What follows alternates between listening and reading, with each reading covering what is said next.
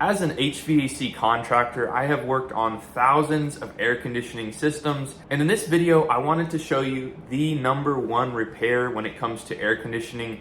It is so easy, and as long as you're being safe, I honestly feel that any homeowner or DIYer can do this repair themselves, saving up to $700. I've heard companies charging that amount for doing such a simple repair. So we're gonna get into this service called In the Field, and we'll show you what this unit was doing and how we got it fixed up.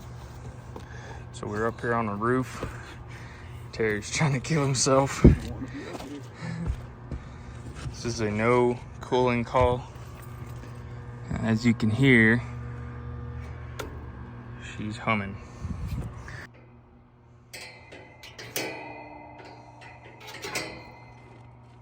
Let's open up the panel and see what's going on here. All right, so our contactor is pulled in. We're calling for cooling, but as you can see, nothing's happening. So the first thing that I like to do is check the capacitor. So we're gonna go ahead and turn the disconnect off right here.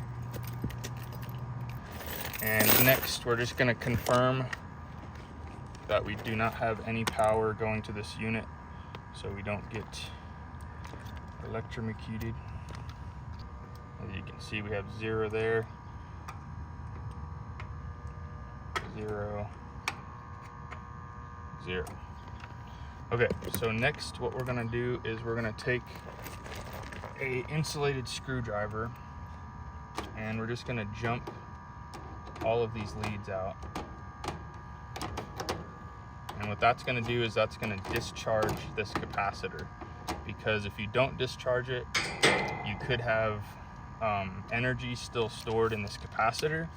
And if you touch these leads, there's a potential to get electrocuted.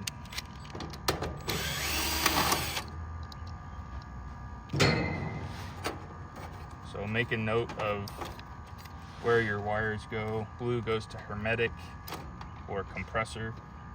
Yellow goes to common. Brown goes to fan. So now that we have this free, we're going to use our multimeter to check the microfarads on this unit. As you can see, it's a 35-5 capacitor. So between hermetic and common, we're gonna go to this setting for UF for microfarads. So between common and hermetic, as you can see, we have nothing. We're supposed to be reading 35. Now if we go between common and fan, we also have nothing. So this capacitor is bad.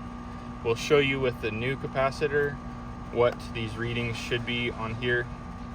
So let's go ahead and grab a new capacitor and get it put in. All right, so we got our new capacitor here. So if we do this same test between hermetic and C, as you can see, we're 35.2, and then C to fan, we're 5. So this is pretty uncommon that both of these will go at the same time. But as you can see, between fan and C, we have nothing. Between fan and C and hermetic, we have nothing also. So we're gonna go ahead and wire this back up. Our blue goes to hermetic, yellow goes to common, and brown will go to fan. Throw that little sleeve back over it. I wanted to show you this while we were replacing this. So we could have used one of these instead.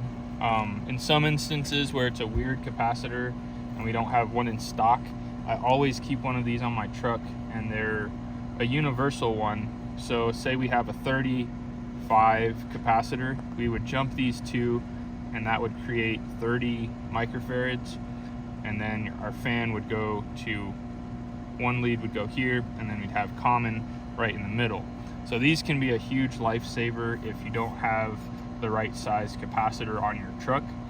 So I'll make sure and leave a link to this product in the video description. All right, let's go ahead and fire this up and see what we got.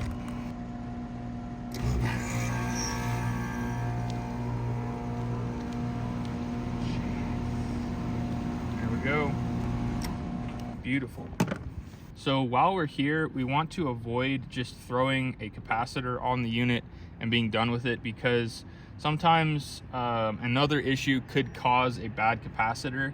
So we're gonna do a maintenance on this system. We're gonna check the amp draw on our compressor, on our fan, and we're gonna check the refrigerant levels and make sure everything is good to go with this system. I noticed with this particular unit, since it's on the roof, this insulation is falling apart. I'm gonna go ahead and rewrap this whole suction line and rewrap our communication wire just so it doesn't get destroyed further by the sun. And we just want to verify that there's no other issues going on with this system. So let's start by checking our inrush amps on the compressor, and then we'll check our running amps on the compressor and the fan. So what I'm going to do here is we're going to look for our common wire that comes. These are all of our wires going out to the compressor here. And I believe this black one right here is going to be our common. So we're going to hook our amp meter up to that one, and we're going to set this to inrush on amps. And let's turn it on and see what we got right here.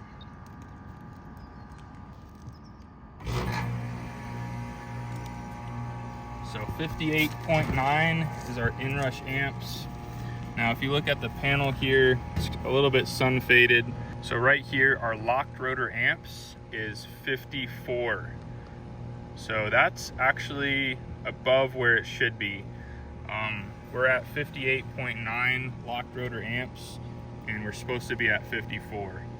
So that's a good indicator that this compressor might need something to help it out a little bit, maybe a hard start kit. But that's also an indicator that you may be thinking about possibly replacing this system or this compressor at some point. It's still running for now, but we just like to be informed when it comes to these things. So next we're going to check our running amps. So if we notice on our schematic here, our compressor, COMP, so this black is the common. We notice that under R for run winding, yellow is the wire that we're looking for. So, and on the front here, we've got our run load amps are 10.4. So with that in mind, we're going to look for the yellow, the larger gauge yellow wire is the one that goes to our compressor. So let's throw our amp meter on there. So we've got 4.2 amps. So we're well below that threshold on our run load amps, but our locked rotor amps is a little bit high. So just something to keep in mind and let the customer know about. So now we're going to check our fan motor, and as you can see right here under compressor, our fan motor shows 0.7. So OFM, outdoor fan motor, we're going to check the yellow wire there. As you can see, we're at 0.4, so we're below that 0.7 cap on the amps there. So our fan should be good. Next, we're just going to do a visual inspection on our contactor and make sure that these contacts where they pull in are not burnt or pitted. This contactor looks good. If you see one that's really worn, you'll be able to see like pitting down on that brass part down in there.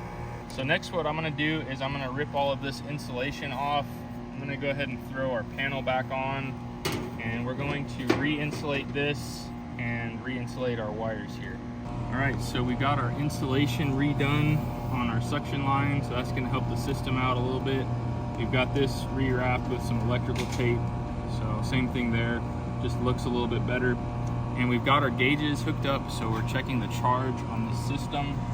As you can see, our subcooling is fluctuating. Right now it's at 11, which is exactly where we want it to be, since this has a thermal expansion valve. It goes up and down a little bit, which shows you that the TXV is working like it should.